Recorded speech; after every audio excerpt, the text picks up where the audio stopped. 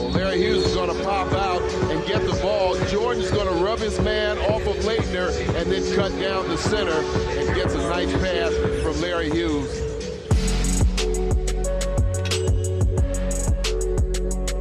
Long rebound, Hughes. Fake, jumper is good. Give it to me, Larry. Give it to me, Larry Hughes. Okay, folks, welcome to this week's Bleav in Wizards podcast. I am one of your co-hosts, Matt Modderno, and I am joined by my much more interesting co-host, Larry Hughes. Larry, I think this week especially people are really probably looking forward to one thing in particular here from you, your thoughts on this Last Dance documentary. I just kind of open it with that. What'd you think?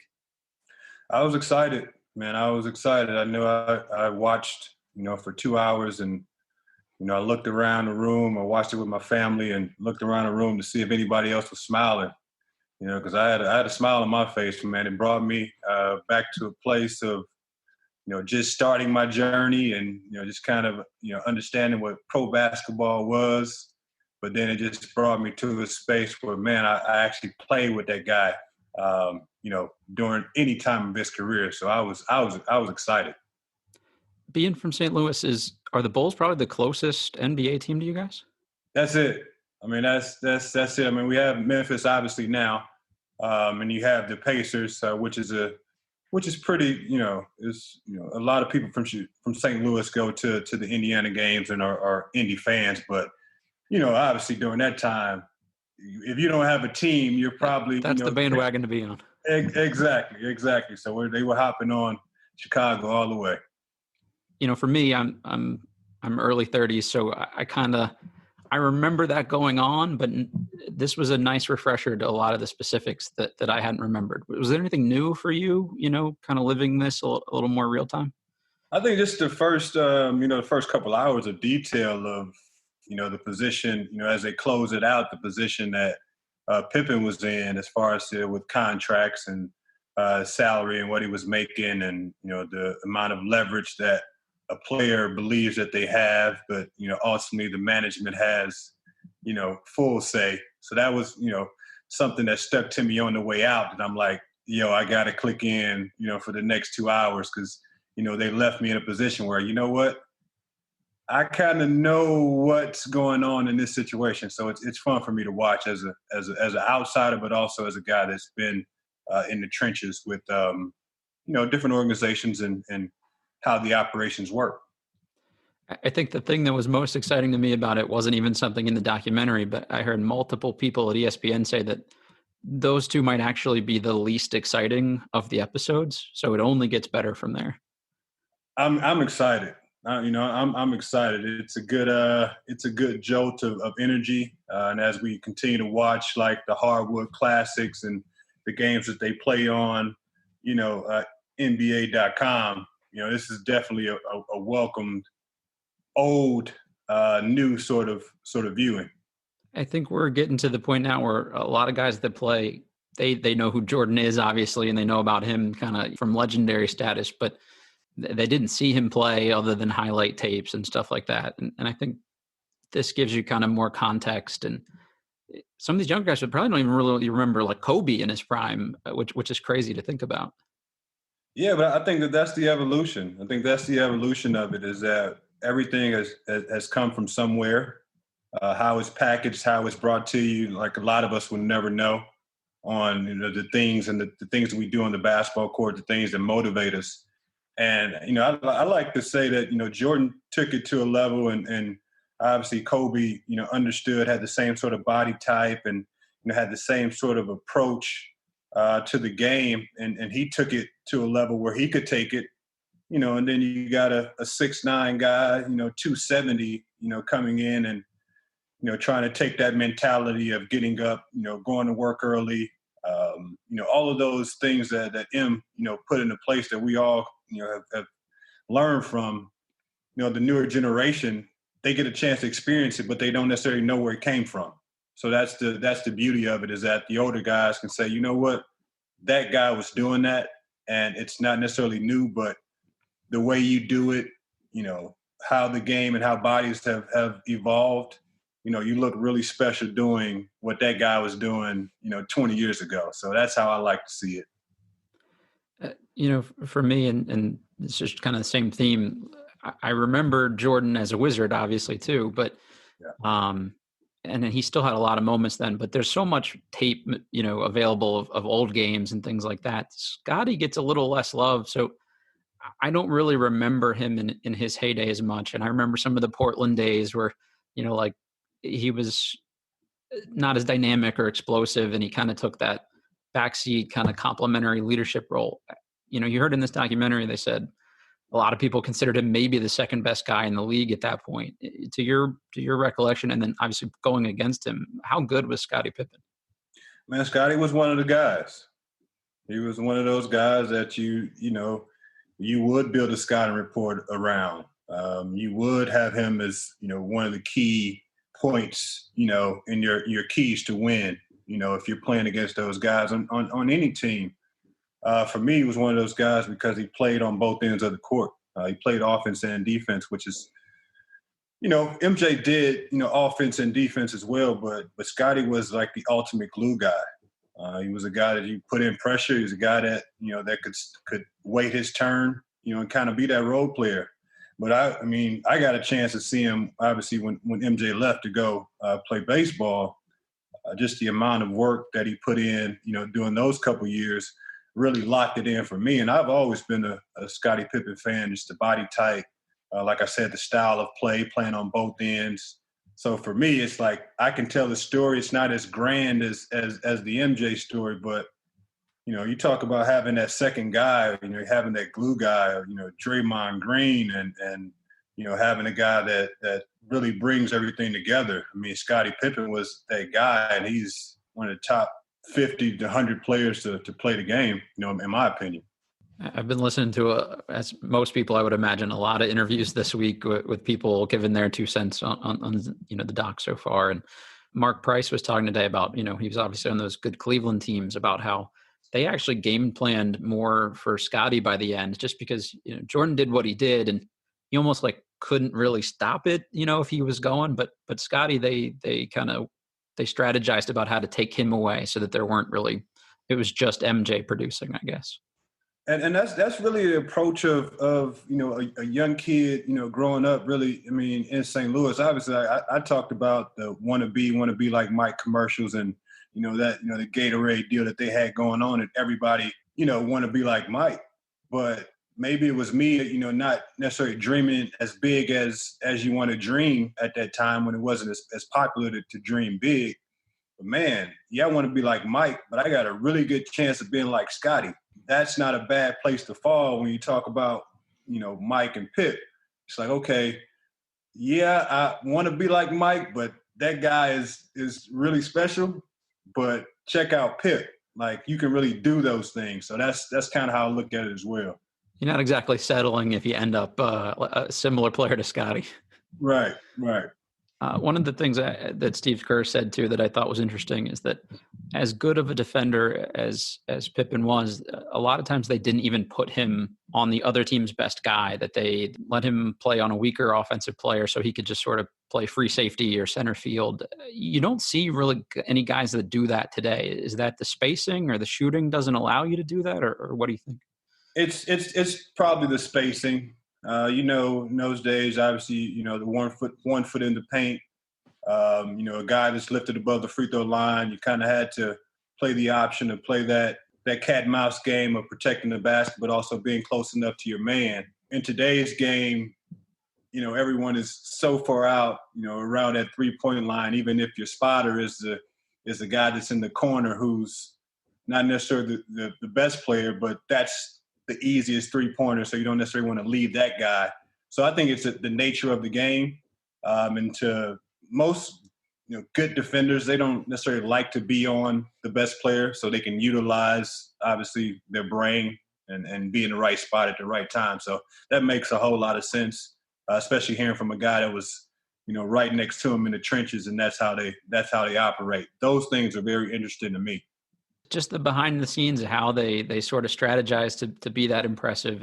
And every highlight is one of the two of them, a fast break dunk or, an acrobatic layup. But everybody pretty much says that the toughest thing about those Bulls teams was you just couldn't score on them. And the Utah teams would go like 7 minutes without a basket. And that's kind of crazy to see that highlighted in this video so far. Yeah. I think, every good story seems to have a villain, I guess. And the popular documentaries, that's been a theme lately, I guess, with Tiger King, pretty much everybody was the villain, it seemed like. But the villain for The Last Dance so far has been Jerry Krause.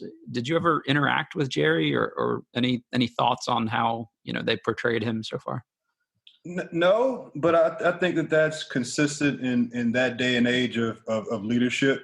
Just a separation of thought process and where, those general managers came from. I mean, like the owner said in the piece is that he was, on the baseball side, and his whole idea was the structuring of baseball and how that relates to basketball. And his idea, he just wanted to put a team together that could win.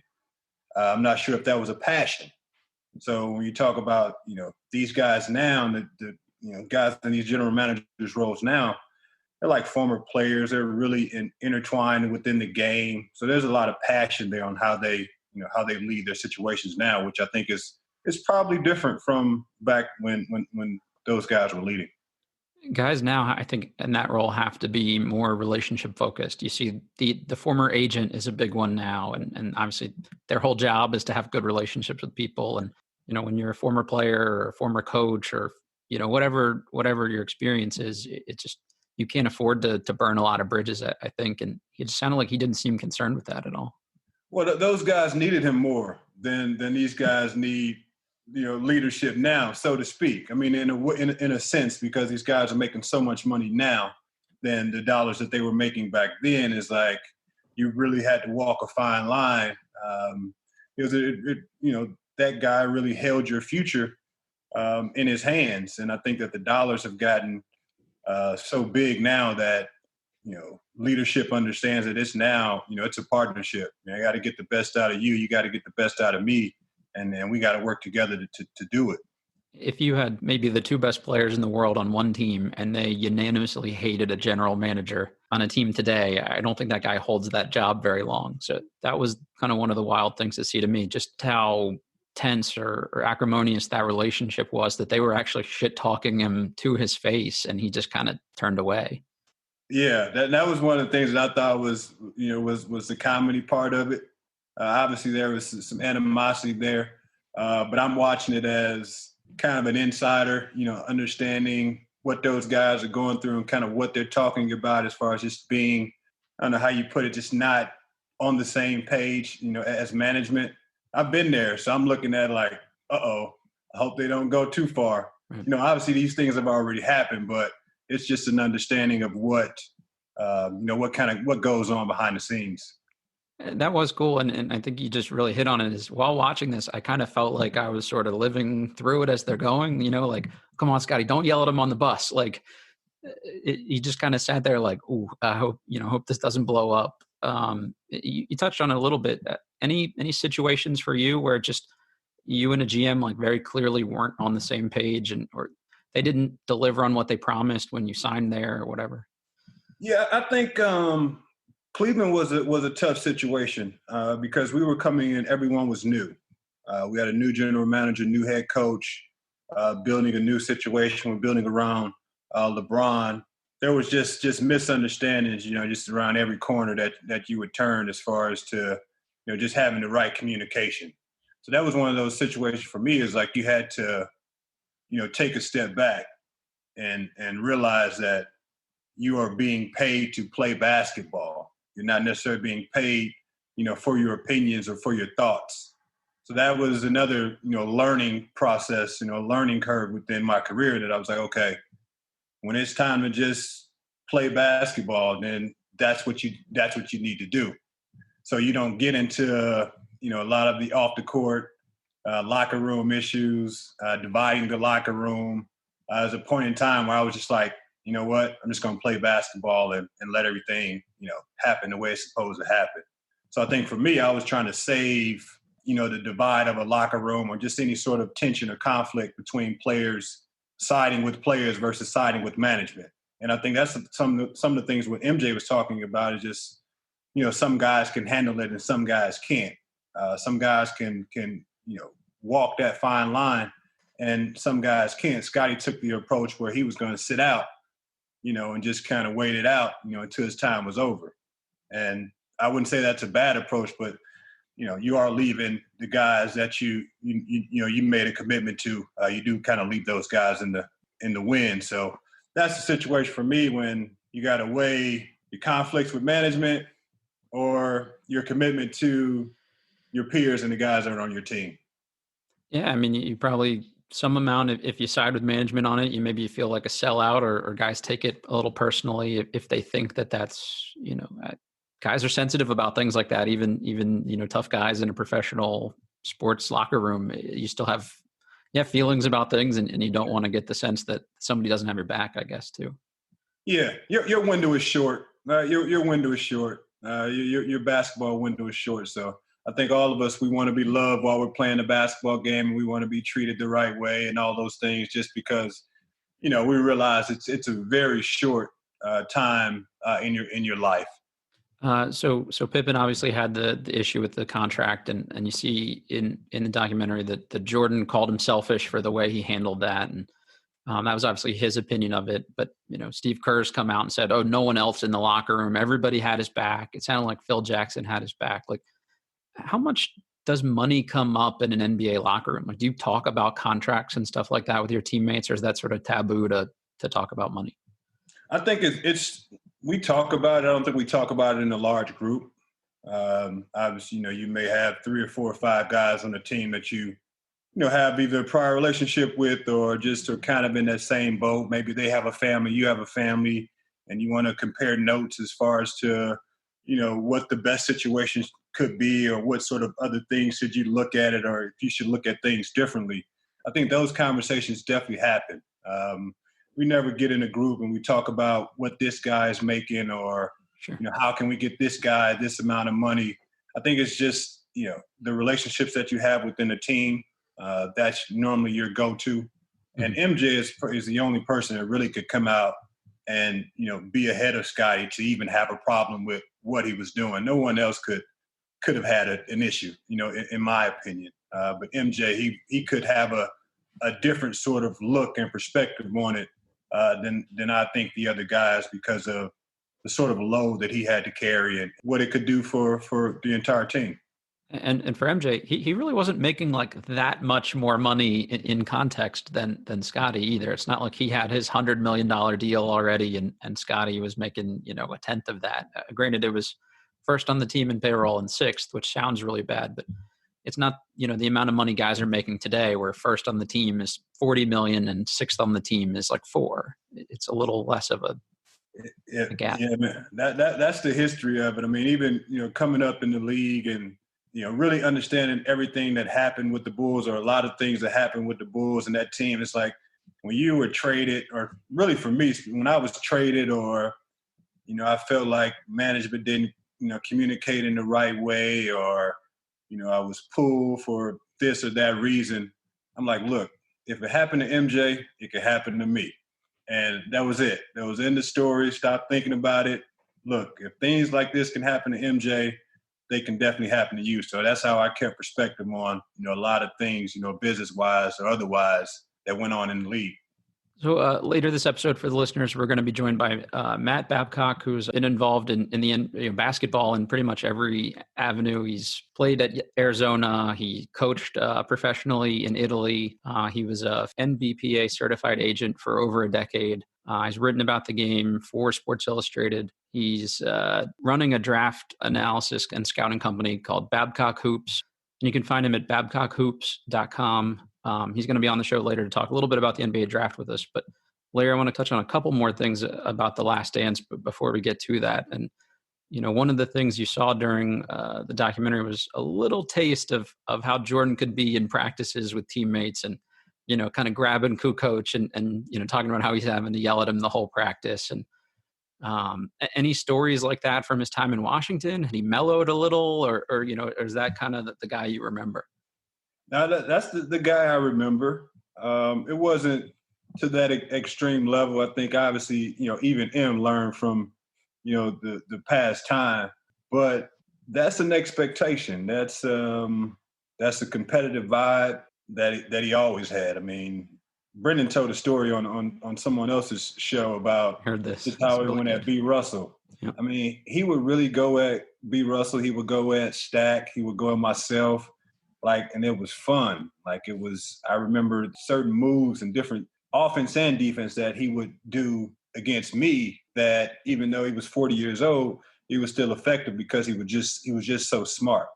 So he would always talk trash. I mean, he would always make a comment. He would always try to see exactly where you were at, whether it's beginning of practice, middle, end, during a scrimmage, getting on the bus. He would always shoot you a little shot, just to shoot you a little warning shot, just to see, what your mentality was or what your thought process was. So he was always challenging guys within those lines. I mean, with shoot around, shooting games to end shoot around or close out shoot around.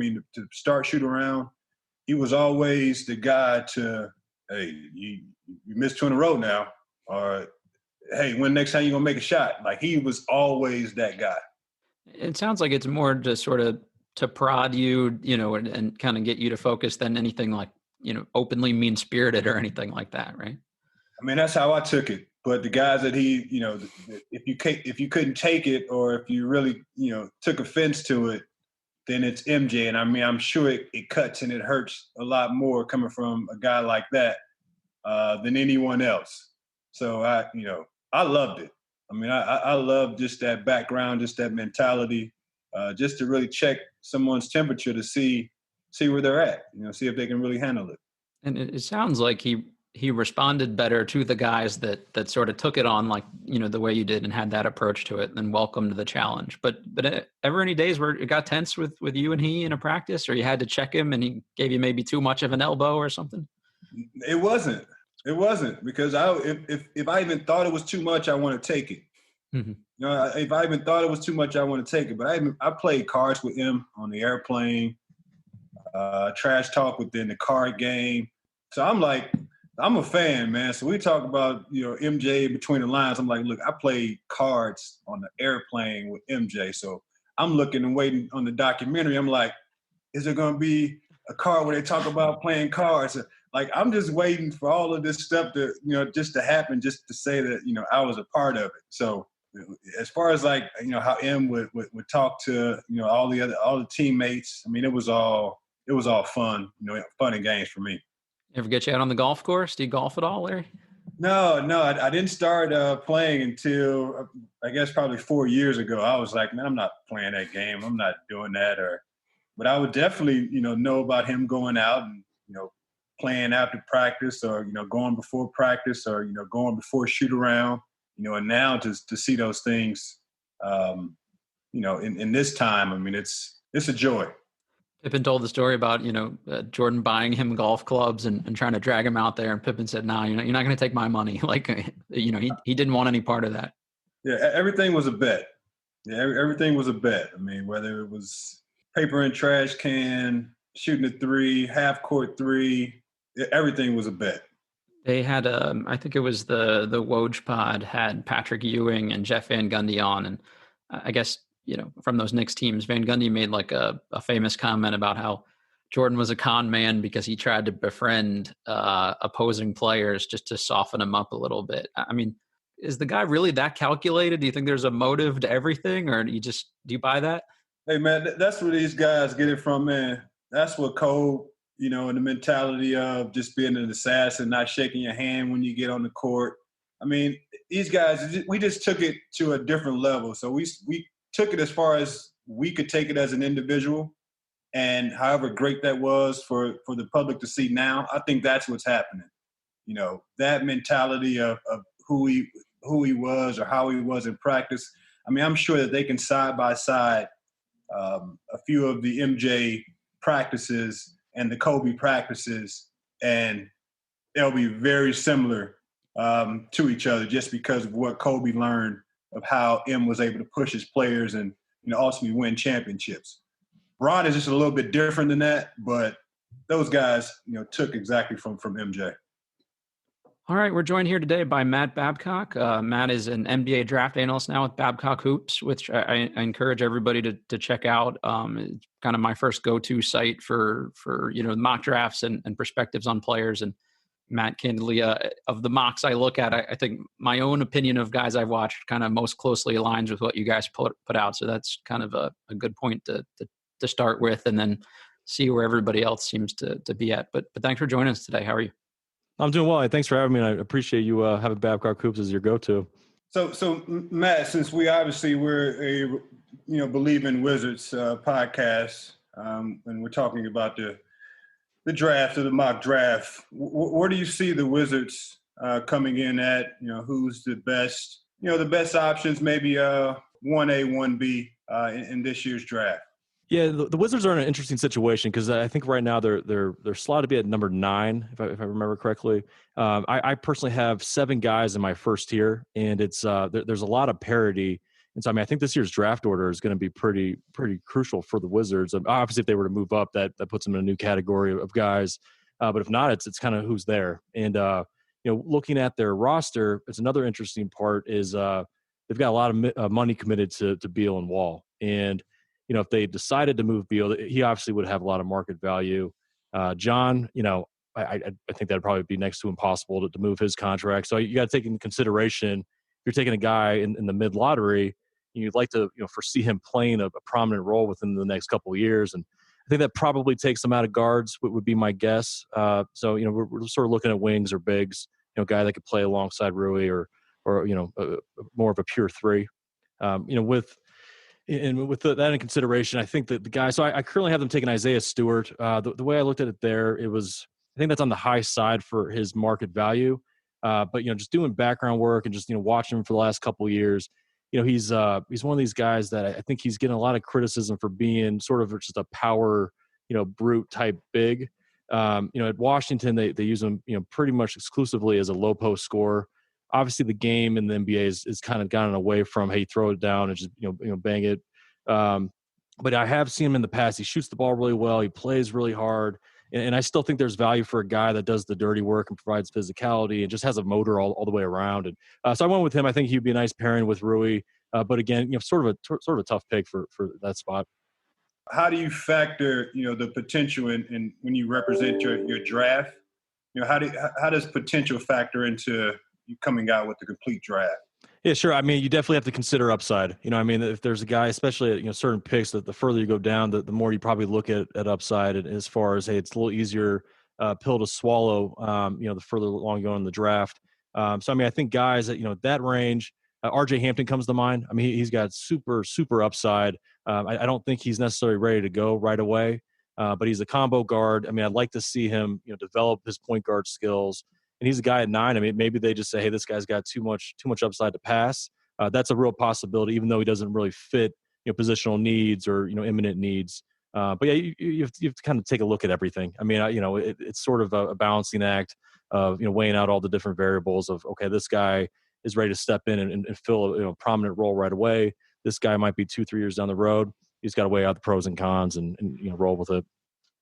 You were obviously an agent, an NBPA certified agent for over a decade. So you've been on kind of both sides of this, looking at it from a team's perspective, but also how to get your client to the right fit. And, I think what you said about the Wizards needing somebody that's kind of ready to fill a role makes a lot of sense. But their GM, Tommy Shepard's come out and said, they're willing to take a guy that's a project or needs a little time to develop.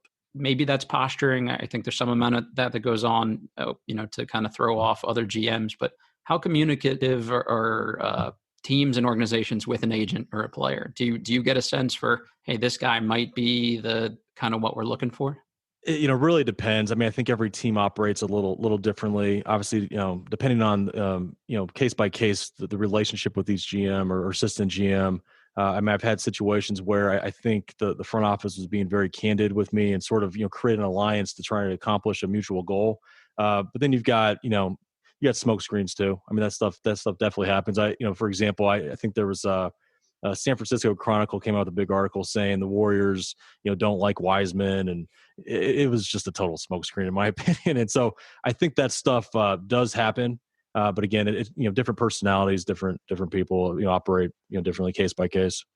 So this might be a little bit of a trick question, but how often, and I work with a lot of young players and from youth development, just from all ages. And obviously, how small the game has gotten and just the number of opportunities that are out there for the young people and different pro leagues or statewide and otherwise. But how often do you feel like the best prospect is actually the best player in a draft?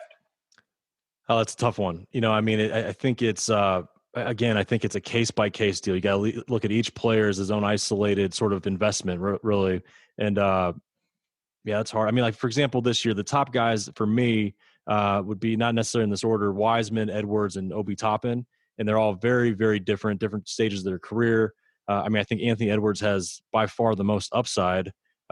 Is he the clear-cut best prospect? I don't know. I mean, it's pretty close for me.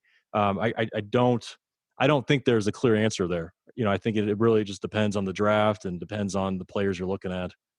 Last year, who was the best prospect going into the draft? I mean, it was Zion. I mean, I had him pegged as the top guy pretty early. He's just so physically imposing. Athletically, he's just so unique if he's able to stay healthy, obviously. And Ja's a great prospect too, but I think he's clear cut behind Zion. And it seems they're running 1 and 2, so that's pretty consistent. Right. You've heard a lot of this draft is maybe a weaker draft than the last couple of years even, but just from an amateur draft, observer's perspective, it seems like a pretty deep draft in terms of maybe you might be able to get some role players, even late into the second round or maybe some undrafted talent here. What do you think about the overall quality? Yeah, I think it's the nail on the head. I mean, there's probably not quite as much star power. There's a lot of parity towards the top of the draft, whereas last year you have Zion. I mean, everybody was pretty sure, hey, this kid's going to be, a franchise player if he's able to stay healthy. And this year we don't have that quite as much. I mean, I think with Edwards being the highest upside guy, there's still a lot of question marks. I mean, he really, he's behind as far as his basketball IQ and just understanding, how to do the little things. He might have some bumps in the road early on in his career, but as far as the depth of the draft, I actually like this draft, and I think you said it right. I mean, I think there's going to be a lot of good role players, a lot of guys that could probably step in and fill a role right away, which I think serves a lot of value to certain teams. And because of that, I think there's going to be a lot more emphasis on positional needs, kind of team building, rather than just taking best player available. There's not quite as many high risk, high reward guys. There's only a few that are projected as first round picks. Favorite player in this year's draft, personally? Favorite player. Well, I guess two guys that I think are somewhat sleepers, across the media. Elijah Hughes from Syracuse and Jalen Harris from Nevada. I'm just really high on both of them, and not necessarily, they're my favorite players as far as being the best players, but I think I probably have them higher than most, and I think they're both high upside guys that could also step in right away and probably fill a role. And so, I mean, I expect them both, to be sort of fringe first round picks. And right now, I think they're projected as second round picks on most people's boards. You mentioned maybe Isaiah Stewart would be a little bit of a reach if the Wizards stayed, where they're slotted currently. If they had their way with it, I think they end up a little higher. Who's the guy you think they would most be well suited to pick up, or who's on their wish list, I guess? Yeah, the guys that I think make sense for their roster and their team makeup is I think Wiseman would be perfect. Gives them a big five. To start off, he could do all the big blue collar big man stuff as far as rebounding, rim protection, rim running. But he's also long term a guy that I think is going to be able to develop his skill set to be a guy that could stretch the floor and just kind of provide another scoring punch. That would be my number one guy for them. I think Onyeka Okongwu from USC. I think he would be a good fit as well. He's an undersized five. He's sort of a hybrid between he's like a more athletic Al Jefferson and then Bam Adebayo. He's kind of somewhere in there. He's very, very polished. I mean, footwork. He finishes with both hands. But then he also is he's kind of a bull in a china shop. I mean, very, very physical, rim protection, rebounder. He would be great. And then if they were to go with a wing, I think Isaac Okoro would be a nice guy from Auburn. Big bodied wing that defends everybody, super athletic. And then I also like Aaron Nesmith from Vanderbilt, big time shooter. I think that would be a little bit on the higher side of his range, but a guy that would fit with what they're doing.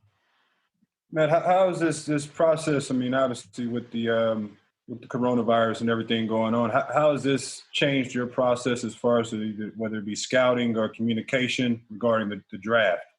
Yeah, I mean, scouting wise, it's changed dramatically. I mean, I had my schedule booked. I was going right before everything you kind of went crazy. I was set to go to the Big East tournament, then the Big Ten tournament. I was probably going to do a couple of games of the NCAA tournament, and then we're going to hit all the high school events. McDonald's, Hoop Summit, Jordan Brand Classic, and obviously all of that's been scratched. There's no agent workouts now. It's not looking like there's going to be a combine, and so everything is done from home. I mean, I'm still working the phones. Watching a lot of film, but yet it's a completely different narrative than it is in most years, and the teams are in the same boat. Yeah, that's a wild scenario. So just the amount of time or the amount of weeks that you can get better, after your college season is over. Right. I guess kids don't have an opportunity to do that, but you guys don't have an opportunity to see that progression just in that 4 to 6 week period. Is that is that gonna hurt those players? I mean, how do you feel about that?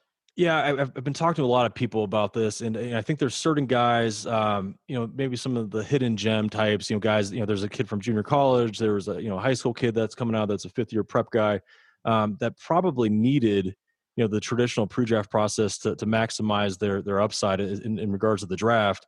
So it's gonna be interesting to see how that ultimately affects it across the board, their value. And I think with teams just kind of forced to make an emphasis on watching film and doing background checks and these Skype and Zoom interviews, I think mature players that are polished on and off the court are probably going to benefit this a lot because they're going to be safer picks. The guys that are a little bit more unknown, they're not going to have that opportunity to go in and impress in a full staff in person and busting somebody's butt in an individual workout or at the combine. So I'm expecting some of the more mature players to sort of rise as we kind of go through this.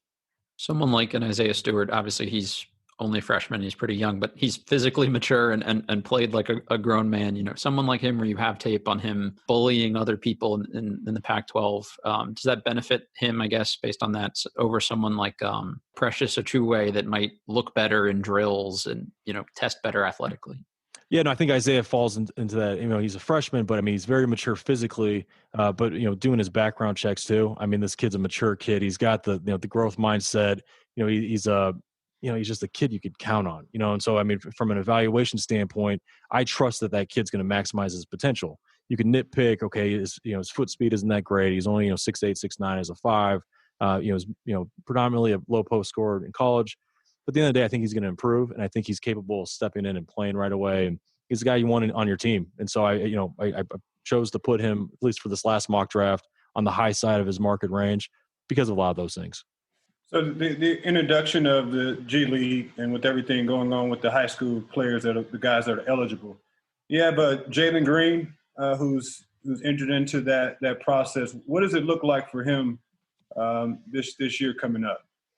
Well, I mean, from a short-term business standpoint, I mean, it's a smart move. I mean, he's making $500,000 from the league, and he's able to capitalize on endorsement deals. And so, I mean, he's legally going to make way more money than he would have going to college, right, or Australia or anywhere. So, I mean, he's able to sort of capitalize an extra year early, which I mean, I think one thing people lose sight of is that a professional athlete's shelf life is relatively short compared to a doctor or a lawyer. And so having 1 year of making multiple millions, that's a lot of damn money. And so he's able to kind of start that now. I mean, I still have a lot of questions as far as how it's all going to work with the team. I mean, I'm assuming, Sharif, has got it under control, but, weight program, that kid needs to get stronger. I mean, that's, if anything, he needs to add some weight before he steps in the NBA. And, what's their schedule going to be like? From my understanding is it's going to be a branch off of the G League. They're going to play games against G League teams, but I mean, still a lot of questions of how many games are they playing? What's the typical day and week like? But at first glance, it seems like a pretty smart deal for the kid. So I'm a former player, right? And like you said, that shelf life is very short. That window is very short. And I get a little bit concerned when there's not a platform that's actually set for these young people to roll into. So a lot of these things are being done on the fly. I mean, what are your thoughts as far as making sure that we're not hurting these young players as opposed to hurting them? I mean, as opposed to helping them without having, that concrete format for them to now actually roll into. Yeah, you're right. I mean, it's I don't think anybody really wants to be the guinea pig of any kind of project like this, right? So there is a certain level of risk. There's no way around it, But I think knowing Shreve personally, I know he's taking care of business, and so I have confidence that they're going to do everything they need to make sure the kid develops properly and that this is a success. And I think they're obviously needing to be careful as far as which players they're plugging into these spots. Obviously, early on, these first couple of years, they need these things to go well to establish the long-term plan, like you're saying. So there is a credible outlet for these kids to go and develop and make some money, early on in their careers. Yeah. Even just the standard G League itself. Obviously, there's a local team here in Washington, the Capital City Go-Go. I go to a lot more of those games than most people, and I'm often the only media person there. I'm probably one of 75 people in attendance. You got to question if there's a season where you can't have fans anyway, does the G League season even still make sense? And if that doesn't exist in its traditional, instantiation, what does that mean for Jalen? Does he go a season without playing games, or do they line up scrimmages for players like that? Do you think the NBA is already working on contingencies, I guess? I'm sure they're working on that kind of stuff. I mean, there's no way they're paying these top high school kids that are going to be top, potentially top picks in next year's draft without having an infrastructure for them to play games and all that. And I don't see that being a big problem. These G League contracts aren't that big of an expense for the NBA teams. I don't think they would scratch it just for the sake of saving a little bit of money. So Matt, what's the process like for you coming up with a mock draft? Do you start with, hey, these are how I evaluate guys, and you put them on a list, and then as you watch more tape, you kind of move them up and down, and then when you do the mock, you kind of adjust for team fit? How do you go about doing stuff like that? Yeah, so the first thing is, I've got a full staff of guys, former NBA scouts. Franford Shill's a senior advisor for us. I mean, I pick their brains, and so how I have it set up is that we're essentially simulating like we're our own front office, and so these guys go on the road. I'll get them media credentials, and they need to send me a scouting report. And so as the GM would, I take all of their information into consideration when I'm making picks for the mock draft. And as far as my protocol and process for actually doing the mock draft, I think it's a little bit different than if you're with a team. Because, I mean, an individual team has a certain set of goals and, philosophies as far as how you want to build the team, how you want to play. We're kind of making picks for the whole league, which makes it pretty complicated. So, I mean, I think doing just a big board would, be counterproductive because it's just a big board for one team would be completely different, for another. So how I do it is I use the 5 traditional positions and I rank them. And then I just, I pretty much just go team by team. I look at the depth charts, contracts. I mean, really try and look at, okay, who needs a player now? Who needs how's this guy fit into the team 2-3 years from now? And really just put myself in the general manager's chair for a few minutes and just make a decision. Draft me, put me on the board. I'm coming back. No, Larry, it's funny. I told my dad that I was coming on your show, and he's been with the Milwaukee Bucks. His first year was your draft. He told me he went to St. Louis 5 times that year, and so he was pretty tight with Spoon, and then Greg Lackey. He said, "Hey, Larry Hughes, that was my guy." They went with Tractor that year. But you were higher on their list. Yeah, and then that was a trade, right? That was a trade with Dallas. With Dirk. Yep. Yeah, we don't want to talk about that. Yep. Yeah, it's a small world, man. And then basketball always brings everybody, together, and then talk about memories and whatnot. But it's a great thing that you're doing, man. Just giving these guys some shine, man. You don't know. I mean, I'm sure you do know just how much of a boost, when you get to see your name on anyone's mock draft, and how much more energy it gives you to continue to push forward and try to move up, on those drafts. So you guys not only give out information, but it's a motivation tool for a lot of the guys that are on these lists as well. No, I appreciate you saying that. And one thing before I started doing this, I dealt with that a lot as an agent, dealing with underclassmen that are considering coming out in the draft. And it's I saw how much weight it carries. And with myself and with our staff, we always talk about being responsible. I mean, especially with these younger kids, like, so when we're putting a name on there, we're taking it seriously, knowing that, certain people are looking at this and they're using this as part of their decision. And so, I like to think that I'm a positive force, in basketball, even if it's just a small part. We're trying to do our part. Yeah, just piggybacking off of that, Matt, I think hearing how professionally you guys approach it, and there's a real, method to the madness about how you come up with these lists, and there's real substantial analysis and thought put into it, I think is really meaningful, because I don't know that folks realize that, guys do check these things a lot as players, and families are prodding their kids to make certain decisions. Hey, this mock draft saw you, number 8, you should definitely leave. And a lot of these, and I won't use any names specifically, but a lot of them is it's a college kid sitting in his dorm that watched 1 or 2 games on ESPN and is writing up this mock draft that people are looking at and taking at face value. So the fact that you guys have this real process behind it, and, credible people that have been in the business to kind of come up with that, I think it means a lot. No, I appreciate that. I mean, that's the approach we're trying to take is, hey, this is sophisticated. I mean, we're, with each one of these picks, we put a lot of value into it. And so it's just not just, breaking down a guy on synergy. It's, doing some intel work. It's, looking at the contracts that an NBA team has. I mean, just pretty much, looking at all the different variables that a team, general manager and owner and front office staff look at. And like you said, I think a lot of these mock drafts are sort of, they'll watch some games and make a personal opinion on it. We're trying to take it to another level. And I have one last question, that's talking about just the scouting process. And I know you have guys that go out. Is there a standard scouting form that you guys use, or is it each individual just kind of giving their opinion on players or the game? Or do you have a set standard?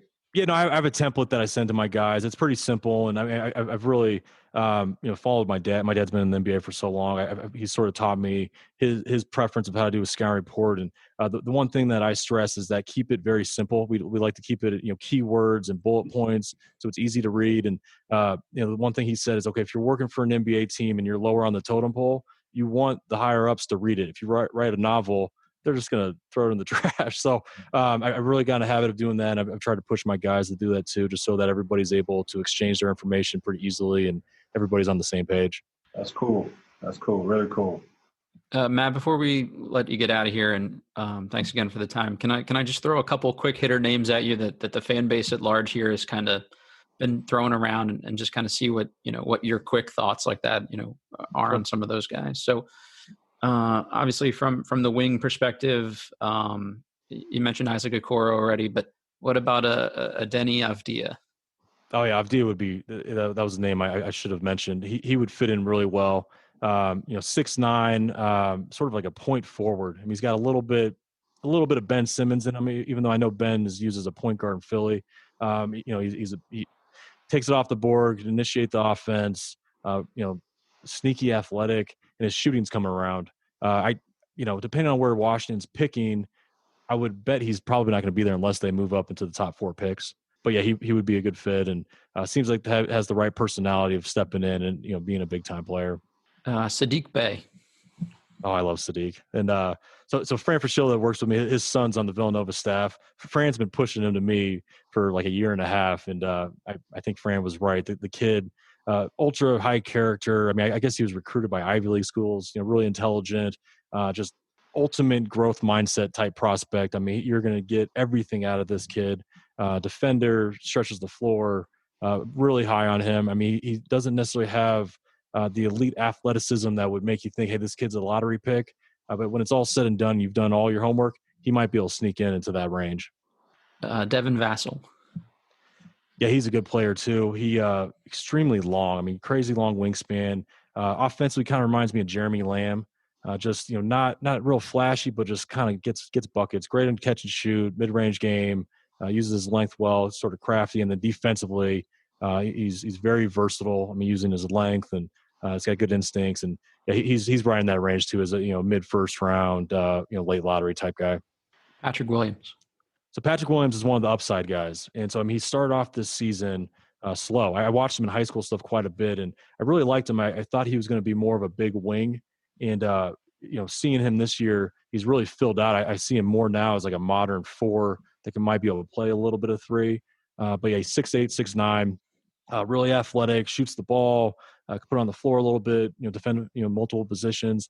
I think he's just still kind of growing into his body, and just sort of growing up, along the way too. But yeah, 3-4 years from now, I mean, he might be one of the better players in the draft. And this last one isn't a name I've heard a ton, locally with regard to the Wizards, but I'm just kind of curious for input on. But any tape I've watched of Alexei Pokusevsky, and I'm sure I probably just butchered that, but it looks like he's playing guys in my 30 and over league. Like just the competition level didn't look particularly noteworthy. How do you judge a guy like that or evaluate someone like that? First of all, you said his name perfectly, so Nice. There you go. But yeah, they call him Poku. Another upside guy. I said there's not many upside guys, but brought up two of them. Poku's a ultimate upside. He's kind of like a Porzingis type. I mean, he's 7 feet tall. Physically, he's very undeveloped. I mean, he needs multiple years in the weight room of just gaining some weight, gaining strength. But he is so talented offensively. I mean, he puts it on the floor. He shoots threes. Just really high upside just because of the offensive skill set. If he get his body together, I mean, he could end up being a big-time guy. All right, folks, that was Matt Babcock from Babcock Hoops. Again, please check them out. You can find Matt on Twitter. It's just at Matt Babcock, correct? At Matt Babcock 11. 11. Okay, got it. And then at Babcock Hoops. So a lot of good video breakdowns of players, and you can find the mock draft as well. And then Matt, you've had some articles too about your experience, in the business, especially as an agent. So I think people would find that, really interesting, especially as, people kind of need basketball content to fill their time right now. So we encourage everybody to check them out. And thanks again for your time. Thanks, guys. Take care. All right. That was our interview with Matt Babcock. Again, please check that out if you're interested in any of the draft content. Really interesting. And I think, like you said, an easily digestible format. So pretty easy way to get up to speed on the draft pretty quickly. So Larry, before we get out of here, I just want to take a couple minutes to pick your brain a little bit about something. Bradley Beal recently did an interview with Fred Katz of The Athletic and, just sort of talked a little bit about what this year was like. And I think the first sort of takeaway was that I think he knew coming into this year that it would be hard, but had no idea actually how hard. Have you been in a situation where, you've been winning a lot and then suddenly the team maybe underachieved from what you expected and you had to carry a bigger load? Like, what does that feel like for a player? And are you kind of surprised by that comment? Just what's your take? No, not necessarily surprised. I mean, winning in the NBA is hard, and as a competitor, you go at it and you understand the amount of work you're putting in. It's elite. You know that you're working out, maximum hours of the day. That you're eating right. That you're getting enough rest. That you're preparing yourself, to be world class, to be elite. But in the NBA, I mean, it's a fine line between winning and losing. And teams really do matter. Players really do matter. Systems really do matter. If you know that it's going to be tough in the beginning, it's probably going to be that way throughout, right? It's not going to be a miraculous change in process or in, the function of the team. It's going to change, your original thought process. So, I mean, my advice would just, keep working, keep doing things on a personal elite level. And then you allow John Wall to come back. You allow Hachi to mature. You allow the front office to do their job. But I think his focus is right. His focus is to try to be the best that he can be and see if that'll transfer over to the team, which until you have a full team and a full system, it's going to be tough. Yeah, I think he took a little bit of grief, at certain times during the season just for some of the comments about, we didn't play any defense and things like that. And these comments seemed a lot more measured, that he'd had some time to think about it, not in the heat of the moment or 10 minutes after the game when you barely had a chance to cool down. But, he talked about how they needed to grow and what that was like and guys kind of picking up the system and how guys made progress that you really don't even see when you watch, but maybe they picked up a rotation a little bit better by the end of the year. And how much of that of a player is maybe things that people don't see as obvious improvement, but guys are making kind of incremental growth? I think it's huge. I mean, every day is a stepping stone to stack consistent days on top of each other. I think that's the goal of any individual and of course the team. And as you do that, as you become more consistent with those rotations, you become more consistent with that communication, then, some W's will fall out of the bottom of that. Will it be the number of W's that you want? May or may not be. But once you do things consistently where the guy next to you, they know exactly what you're doing, they know what your motive is, more wins will come. And I think that happens with time. It was essentially a first or second year team that Brad was playing on this year with how the roster laid out and then management coming in. So all of these things, once he gets a chance to look back on it, he'll understand them. But like you said, it's as a competitor, he's in the moment, man. He doesn't want to lose a game. I know the kid. I know that's not in his makeup. So, I think that's a gift and a curse, when you're rolling into a situation where you knew it was going to be tough. So now you can't blame anybody. You just got to keep going to work. From a fan perspective, I think one of the things he said that kind of resonated the most and I liked hearing the most was when he got asked, what he needed to improve on most. It wasn't, pull up threes or something like that. It was, I need to lead these guys. And I think he seems to have done a lot of self-reflection there about, sometimes in game he's quiet or not talking to guys and, maybe they take it the wrong way. So then he needs to be more of a vocal leader or more encouraging and kind of present and project that positivity that he hasn't always had to do when he wasn't, the guy on the team. One of the other interesting comments I thought was that he said that the best leader he had ever been around was LeBron James, and they only spent that one All-Star game together. What do you think about something like that? Can you pick up that much leadership experience from a guy that you only spent a little bit of time around? Well, I think it's what comes in with that leadership, the background of that leadership. Brian was probably rolling in with the championship or two, maybe, I'm not sure exactly, but that's a lot of leadership, and that's a lot of I want to be like that, or I want to do that. So if it takes this to do that, then I need to figure out how to bring that back to my organization. And I think a lot of that goes on, with not necessarily all-star games because there's no real preparation. But when these guys are playing in the World Games or the Summer Games or the Olympic Games, I think that is very important because it is, the best players from each team. Most of them are winning situations, and you are able to pull leadership qualities from guys. I mean, it's no different than reading a book or, hearing, someone, give you a philosophy on how to conduct yourself. That can just be a couple minutes or a few words. So I think it is very realistic that he picked up, what it'll essentially take to become who he wants to be. And now he has to do his homework to reach that. I mean, he heard it, but that didn't mean that he necessarily was that guy once he heard it. So now I would assume that he's trying to reach that goal of how to be an ultimate leader so he can have that parade. I mean, we all want that parade, man. That parade is what we're chasing. So if anybody has it, hey, let's sit down and talk about how you got it.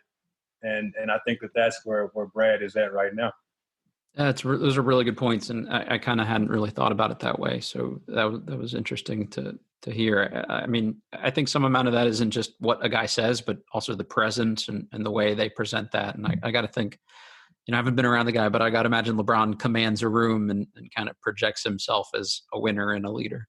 Well, at this point, he's the king, so you gotta listen to him. I mean, it's one of those deals. I mean, he's the reigning guy right now. Brad also said that he kind of responds best when coaches are in his face and yell at him and are willing to cuss him out, and that actually his mom was the most willing to do that. It's probably the best coach he'd had, but that's not really Scott Brooks's MO. He's kind of more of the player friendly, kind of laid back type of guy. Did players ever go to coaches and say like, hey, I need you to be a little more in my face, or this is how you get the best out of me? Or how does that sort of dynamic work? Nah, not really, man. If a guy has to go to a coach and tell him to be more in his face, we've always heard like it's not always greener on the other side. Sure. So it's a group effort. It's a group effort. I don't think it's about any coach getting in, and yelling in your face. I mean, they should hold you accountable, and accountability is not done, necessarily using authority. Right? It's just if I hold you accountable, it's not because I'm the head coach. It's just because you're not doing something right that's going to benefit the entire group. So if our coach is not holding everyone accountable, to a standard, and every team has a pecking order. But if our head coach is not holding everyone accountable, including the star, then there's a problem there. But I wouldn't say just because a coach is not a yeller or a screamer that he can't command his room or he can't get his point across. But, if a coach is not holding those players accountable and that player is like, yo, he's not saying anything to me, then he's not the right guy.